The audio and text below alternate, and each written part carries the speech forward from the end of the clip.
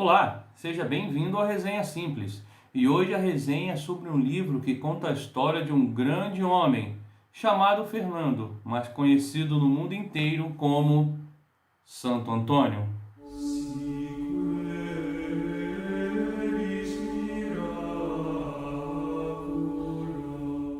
Já vou no início dessa resenha dizer que se você está aqui para encontrar uma fórmula para se casar, você está no lugar errado.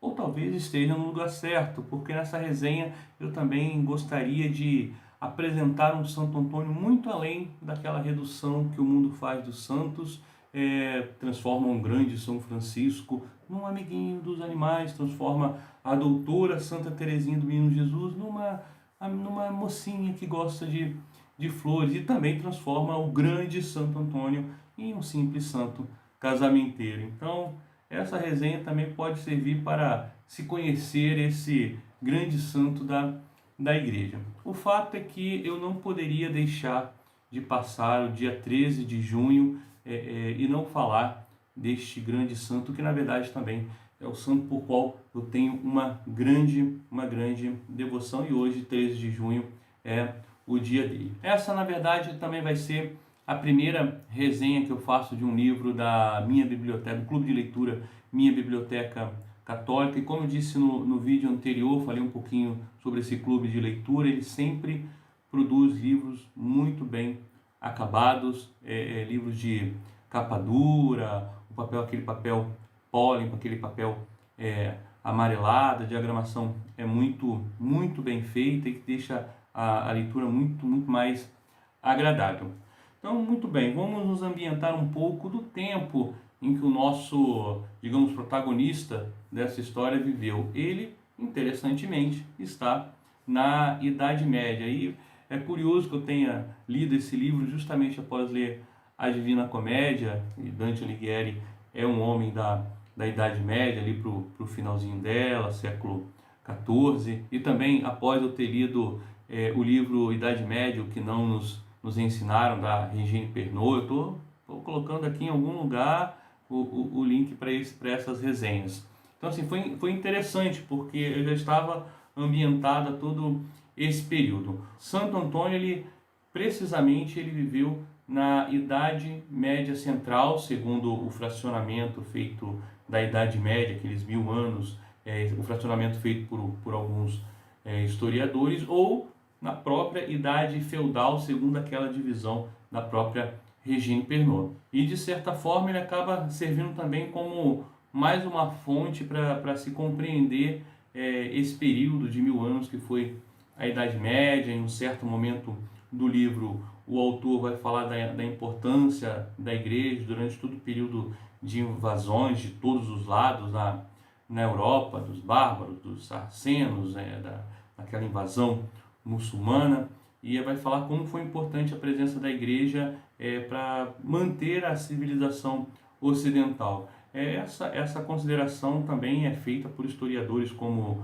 o Thomas Hood, como o Daniel Hopes, né? Então eles sempre fazem essa consideração sobre a importância da manutenção da civilização ocidental pela a igreja nesse período de tantas invasões e tantas guerras. Bom, Santo Antônio é português, né? E Portugal, no momento do seu nascimento, ele é um reino com menos de um século de existência. Nós estamos ali nas primeiras cruzadas ainda, é o momento em que Santo Antônio vem ao mundo. Então vamos falar um pouquinho sobre esse nosso grande, digamos, personagem dessa geografia. Ele nasceu, como eu disse, em Portugal, mais precisamente em Lisboa, com o nome de Fernando de Bulhões. Não se tem exatamente a data certa, mas tradicionalmente se considera 15 de agosto de 1195, a data de nascimento.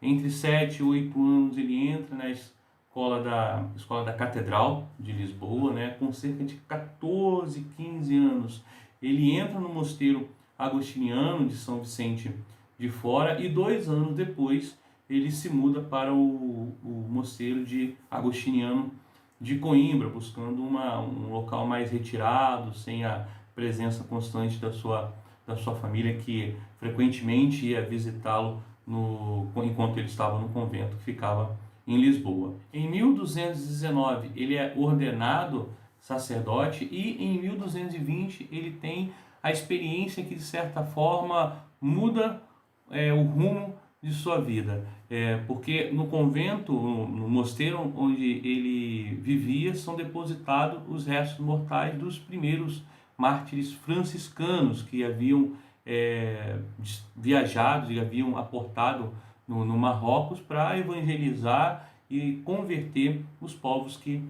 ali viviam. E aquela experiência para ele é profundamente marcante. Então, toda aquela experiência de conquista que seu país vivia, toda aquela experiência de formação de um novo país, de um novo reino, é traduzido no coração de Fernando, até então, como um desejo profundo de ganhar almas para Cristo, de conquistar almas para Cristo. Então, ele decide e é aceito pela ordem franciscana, ele sai dos agostinianos e pede para que seja aceito e é aceito na ordem franciscana, e por conta do nome do santo ao qual era dedicado o convento franciscano, Santo Antão, ele recebe então o nome de Irmão Antônio.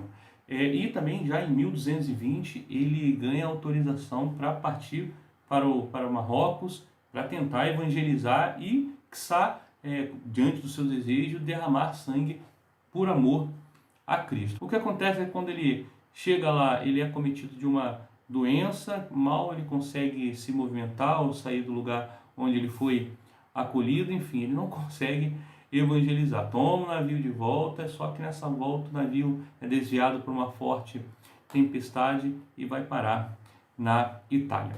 Em 1221, ele conhece São Francisco no famoso capítulo das Esteiras, e ele vive num escondimento, buscando uma vida muito humilde e escondida, até 1222, quando, por ocasião de uma ordenação sacerdotal, na qual ninguém queria fazer a pregação, ele, por obediência ao seu guardião, que sabe que ele é sacerdote, ele vai e faz a pregação, e todos ficam espantados com o potencial de oratória, com o potencial de anúncio do Evangelho. E a partir de então se inicia a sua vida apostólica.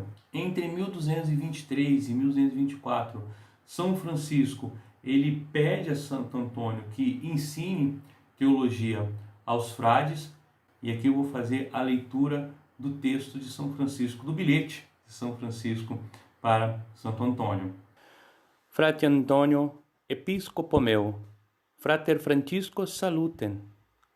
Placete mihi, quod sacram theologiam legas fratribus. Do modo inter uius studium, orationis et devotionis spiritum non extinguas, sicuti in regula continetur. E o fim da vida de anúncio do Evangelho de Santo Antônio vai até o ano da sua morte, em 1231, para ser mais exato, 13 de junho de 1231.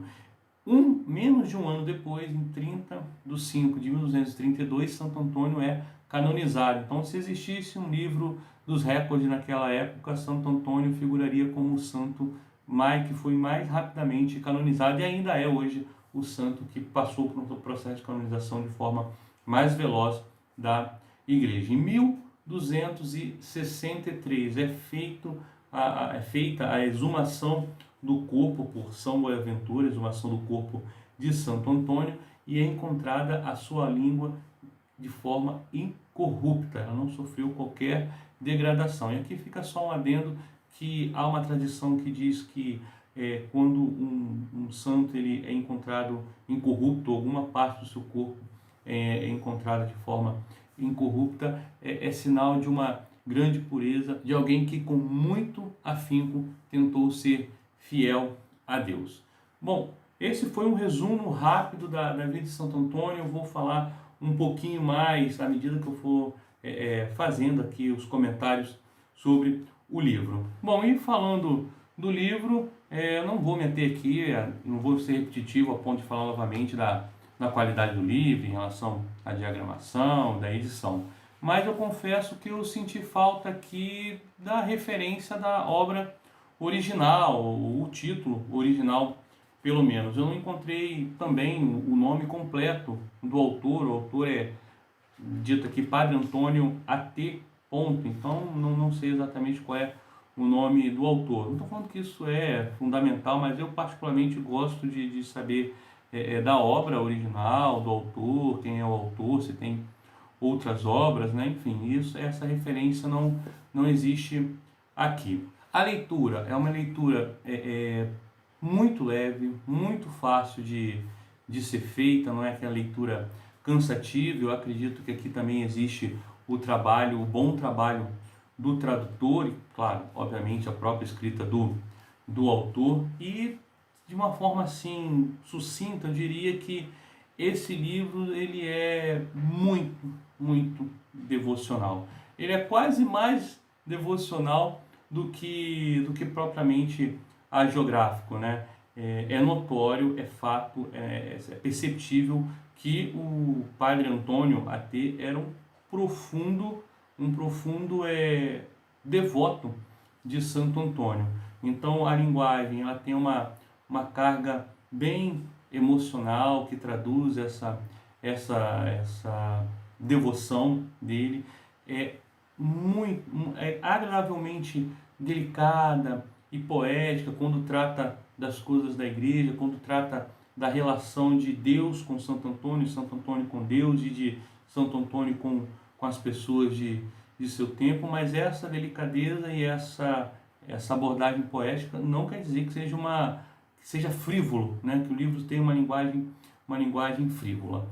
Ele é arranjado em ordem cronológica, então ele vai da infância e vai contando os acontecimentos até a morte de Santo Antônio, e também fala dos milagres da canonização e dos milagres posteriores de Santo Antônio de Pádua. Aliás, aqui fica até uma coisa interessante, porque teoricamente Santo Antônio deveria ser chamado Santo Antônio de Lisboa, porque é a cidade de origem, mas só que digamos, a ação dele em Pádua foi tão grande que ele acabou, que a igreja acabou assumindo como Santo Antônio de Pádua. Existe um papa, que eu não me lembro muito bem qual foi, que diz que Santo Antônio pode ser tranquilamente chamado de Santo Antônio de Pádua e Lisboa. Mas voltando ao livro propriamente dito, uma coisa que eu também notei é que o autor ele nem sempre vai, digamos, citar a referência de onde ele está tirando aquele acontecimento que ele está narrando. Algumas vezes sim, ele diz, é desse livro que narra os milagres dos santos, ou é desse conjunto de obras de hagiografias, mas na grande maioria das vezes ele sempre vai se referir ao acontecimento ou como sendo fruto de uma tradição, ou outras vezes ele simplesmente só vai narrar o fato sem fazer qualquer referência. Por exemplo, ele só cita, se eu não me engano, uma vez a Vita Prima, que é o mais antigo estudo hagiográfico sobre Santo Antônio, que está contido nas obras completas de Santo Antônio. O fato é que essa grande devoção do autor por Santo Antônio e também a não tão grande preocupação do autor em relação às referências dos acontecimentos, a união disso acaba dando ao autor uma certa margem para, digamos, romancear alguns aspectos da vida de Santo Antônio. Por exemplo, a infância, né? Não se tem nenhum registro sobre esse período da vida de Santo Antônio. Então, o autor, a partir, digamos, de um pensamento lógico, quem foi Santo Antônio, ele, digamos ali, ele insere elementos de como teria sido a própria infância de Santo Antônio, além também de algumas deduções que o autor faz sobre o que Santo Antônio teria sentido em certo momento, o que ele pensou, o que ele teria dito, coisas que são de momentos particulares e privados, mas que são, digamos, conhecidos posteriormente, que o autor ali ele insere o que ele deduz que Santo Antônio teria dito, pensado ou feito. Um outro exemplo é o próprio encontro de Santo Antônio com São Francisco, a primeira vez que Santo Antônio vê São Francisco, lá no capítulo das esteiras que eu falei há pouco. Então, digamos assim, ele narra todo o sentimento de Santo Antônio ao encontrar o fundador da ordem franciscana, como ele se sentiu, como ele viu. Então, ou seja, são deduções, é aquela parte que o autor dá uma romanceada na geografia. Essa questão não é um problema em si. Eu compreendo que o hagiógrafo muitas vezes precisa, digamos, preencher algumas lacunas, então ele dá essa romanceada nessa narração. A questão toda gira em torno do fato de que, às vezes, essa tradição ou essa história que sempre foi muito contada, esse relato que sempre houve entre as pessoas, às vezes ele vem ali, digamos assim, permeado por um espírito meio que de lenda, e isso acaba acarretando aquele esvaziamento das pessoas, dos santos, né, que eu falei. São Francisco se torna apenas um amiguinho dos animais, Santa Teresinha apenas uma menininha que gosta de rosa, e Santo Antônio um mero santo casamenteiro, né? E além disso, esse esvaziamento também leva às vezes a ver o santo como uma pessoa que sofreu muito, que era muito triste, ou ao contrário, floreia demais, transforma o santo numa pessoa quase que lunática, ou seja, ou se humaniza demais ao ponto de uma tristeza absoluta, ou de uma alegria sem sentido, ou se diviniza demais, né? Como se os santos eles fossem pessoas diferentes de nós, e que essa santidade, que é a vocação de todo o Filho de Deus, ela fosse inalcançável para nós, e eles tivessem, digamos, um poder especial que permitisse que eles vivessem toda essa fidelidade e santidade que eles viveram. Mas aqui no livro o autor ele vai fazer uma distinção muito bela entre nós, né, o porquê que os santos conseguem ser tão fiéis a Deus, mesmo sendo iguais a nós, e por que nós não conseguimos. Permita-me ler esse trechinho para você.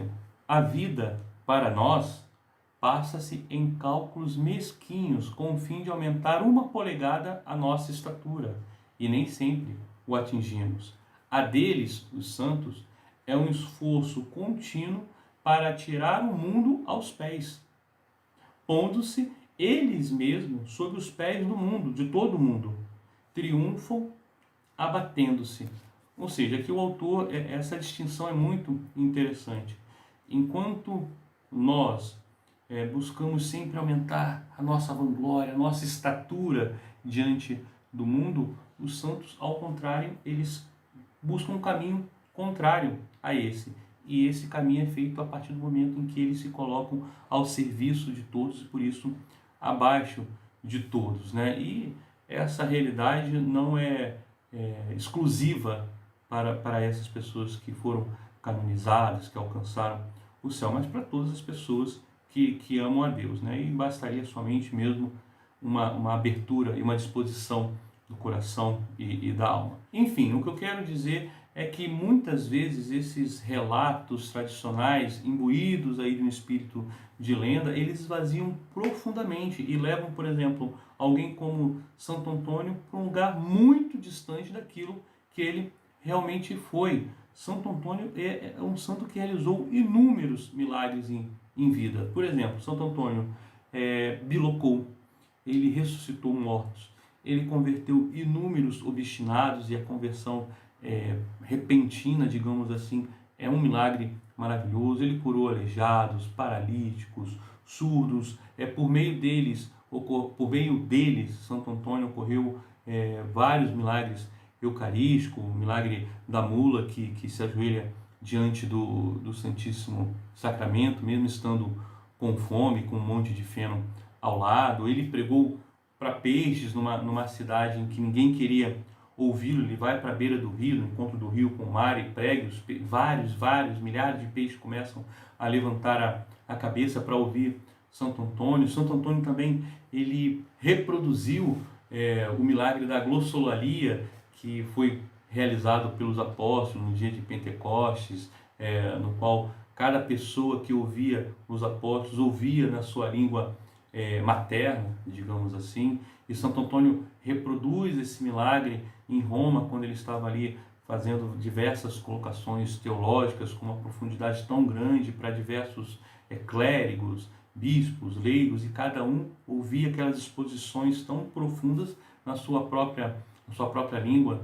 Santo Antônio é um homem que viveu 9 anos de uma profunda vida apostólica, e nesses 9 anos ele passou por inúmeras cidades, Bolonha, ele viveu muito tempo no sul da França, especialmente em Montpellier, Toulouse, ele foi guardião em Puy-le-Vallée, passou em Limoges também, Verona, Vicenza, Veneza, e claro, poderíamos esquecer de Pádua, né? Cidade pela qual ele sempre é lembrado. Santo Antônio pregou no Concílio de Bourges, que aconteceu em 1225. Aqui só uma explicação: esse concílio foi uma espécie, na verdade, de sínodo local, com diversos arcebispos, bispos, abades, priores, e ele faz a pregação de abertura. Ele pregou a quaresma em Roma, todos os dias da quaresma, ele pregou quando ele passou por Roma no ano de 1228, a pedido do Papa Gregório IX. E Santo Antônio também é um homem de imensa coragem. Tudo isso que eu estou falando aqui sobre Santo Antônio está aqui no livro. Eu estou fazendo algumas colocações sobre quem ele realmente era, e a maioria delas está aqui no livro. Mas voltando aqui à coragem, ao destemor de Santo Antônio, que muitas vezes passa ao largo daquela imagem lendária e esvaziada que nós temos de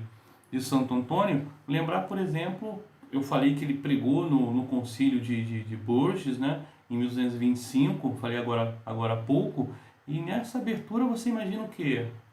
Uma pregação polida, né, um discurso polido ali do encontro de clérigos, e Santo Antônio não tem nada disso não. Ele chama a atenção do bispo local pela má vida que ele está levando, sem respeito humano algum. Mas vejam só, como que uma ação feita com coragem e com verdade converteu o bispo, que buscou se emendar da vida errada que ele vivia. Um outro exemplo é o fato de Santo Antônio ele não temer também senhores feudais, homens poderosos de sua época. Até aqui nesse livro existe um capítulo dedicado ao evento em que Santo Antônio vai ao encontro do senhor ali poderoso, que era o Ezelino de Romano, que era um homem extremamente cruel, um homem vingativo, um homem que cegava os seus inimigos, colocava-os na cadeia, esperava que eles morressem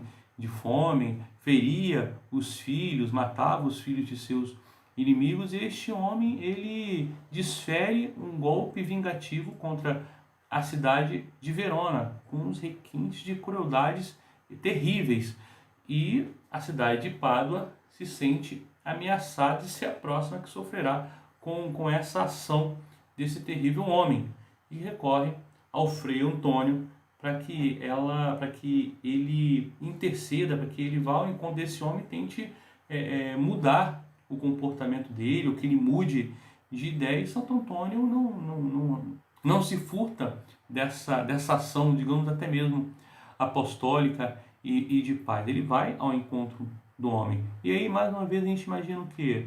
Ali uma tentativa de fazer política, né? Um acordo. Não, Santo Antônio chega lá e fala todos os pecados dele, o acusa de ser um homem cruel, fala que ele vai ter que responder diante de Deus.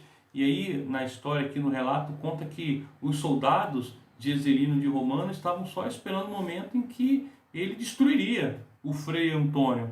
E nada, diante do destemor dele, ele ganha, Ezelino de Romano, ele passa a respeitar Santo Antônio e não faz nenhum mal à cidade de Pádua. Ele permite que os frades franciscanos vivam tranquilamente, o que não acontecia em outras cidades que ele dominava. Então vejam bem como essa atuação corajosa de Santo Antônio, ela praticamente não é relatada, ou ela não é lembrada quando se tem uma devoção muito, muito baseada em lendas.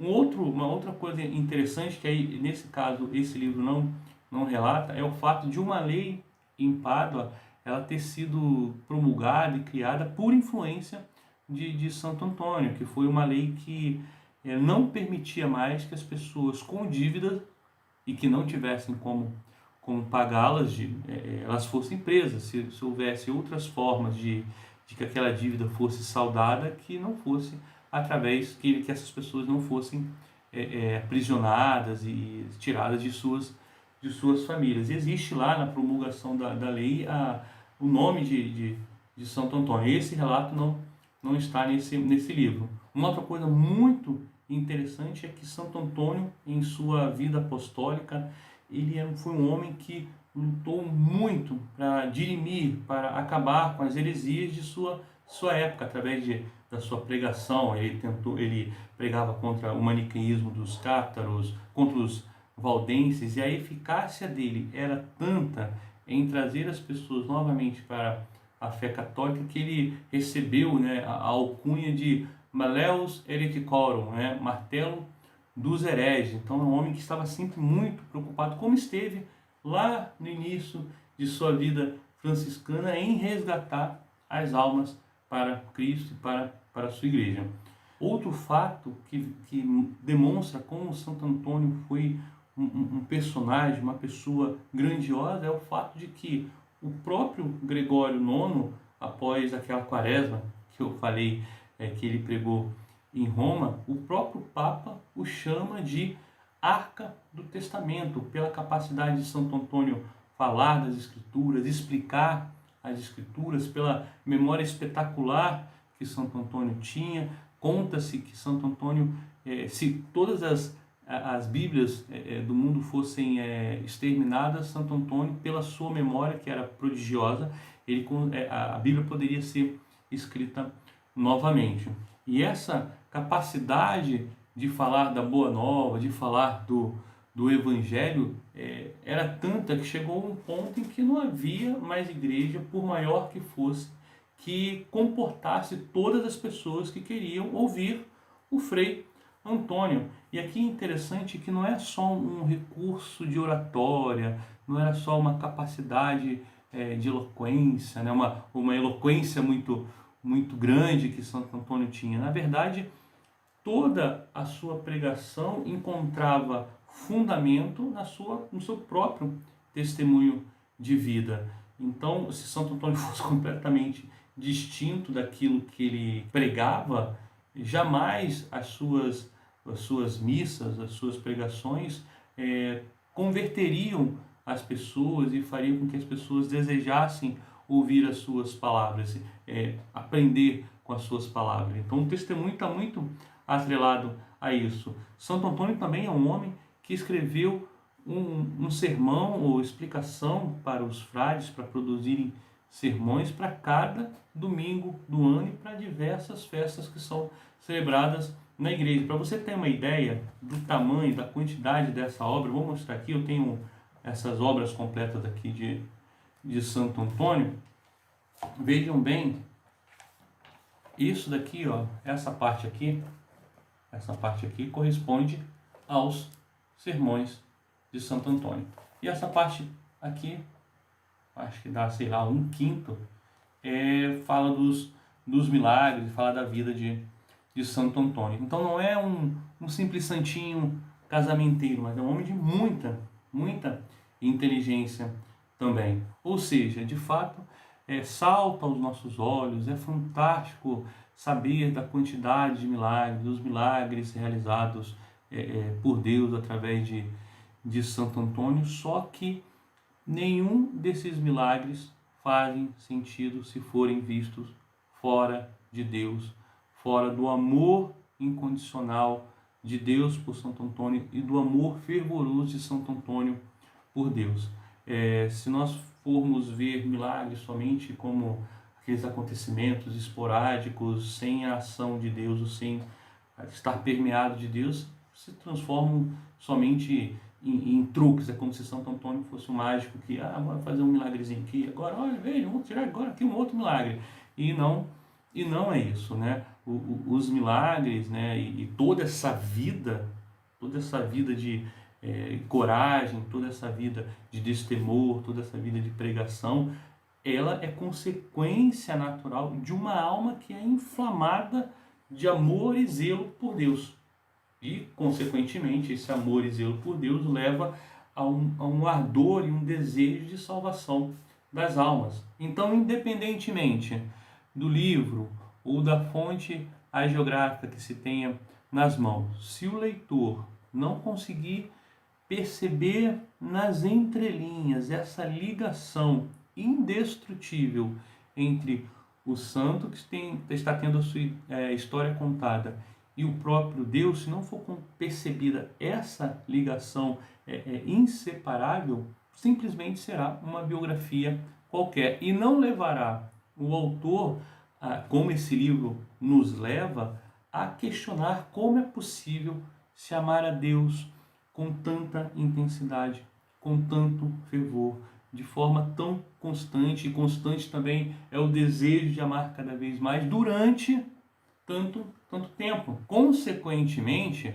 tudo isso nos leva a uma reflexão sobre a nossa própria vida, sobre a nossa tibieza, sobre as nossas infidelidades e fraquezas, sobre a nossa falta de amor em relação a Deus e também em relação às pessoas que nos cercam. Essa é a consequência natural quando a gente consegue perceber aquilo que está nas entrelinhas das hagiografias, nas histórias dos santos. E ao final do livro, eu percebi algo que você sinta-se à vontade para dizer se concorda ou não. Se você já leu o livro, quando você vier a ler o livro, eu fui percebendo que toda a linguagem usada no livro pelo autor, e eu não sei se ele faz isso de forma consciente, se isso é um estilo consciente dele, que toda aquela poesia, aquele ar poético, toda aquela delicadeza é um meio pelo qual o autor tenta traduzir para o leitor a beleza da intimidade que existe entre Santo Antônio e Deus. E aí, de certa forma, também leva o leitor a compreender aquela ligação inseparável que eu falei há pouco e que dá sentido a toda uma hagiografia. Bom, o livro continua, como eu disse, de forma cronológica. Ela vai falar da luta pelo corpo de Santo Antônio. Ele não morreu na cidade de Pádua, então existe a luta entre duas cidades para saber onde ele seria sepultado. As próprias solenidades de sepultamento vêm logo após. Em seguida, todo o processo de canonização, claro, de uma forma bem reduzida e de forma, digamos, inusitada para mim, ou inesperada para mim. Nesse livro existe um capítulo dedicado à construção da Basílica de Santo Antônio. Talvez o autor queira demonstrar que até mesmo a construção de algo físico pode ser entendida como uma relação de amor entre um pai e um filho, entre Deus e um bem-aventurado, que permanece até mesmo após o fim da vida terrena deste bem-aventurado.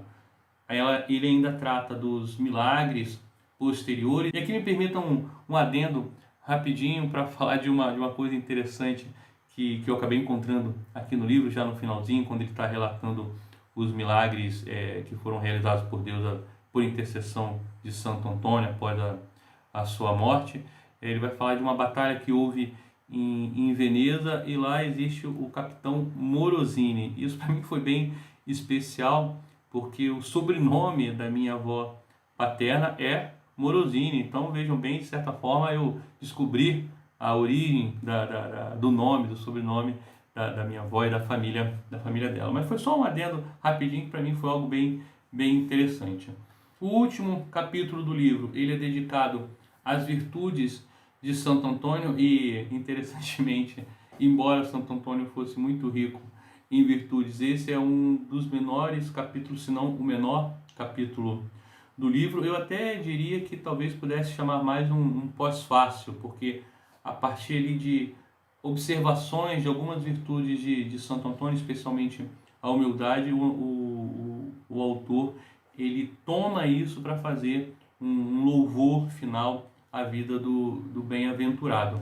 Na minha opinião, acho que toda a geografia ela deveria primeiro se fundamentar na virtude e a partir daí contar a história do santo que está sendo agiografado ali, digamos assim. Mas isso é uma opinião pessoal, é um gosto pessoal e não desabona em nada essa obra do Padre Antônio, a História de Santo Antônio, da minha biblioteca católica.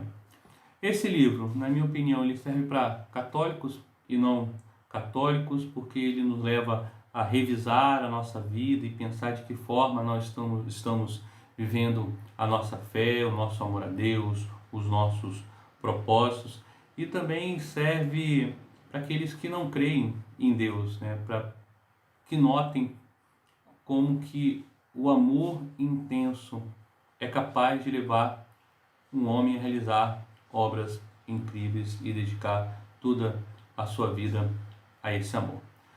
Bom, é isso.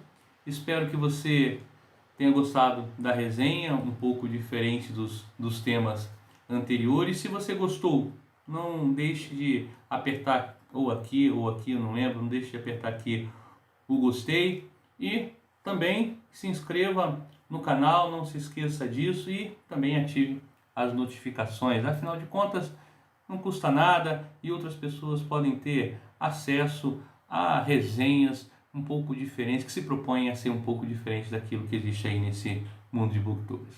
Tá ok? Um forte abraço, até a próxima.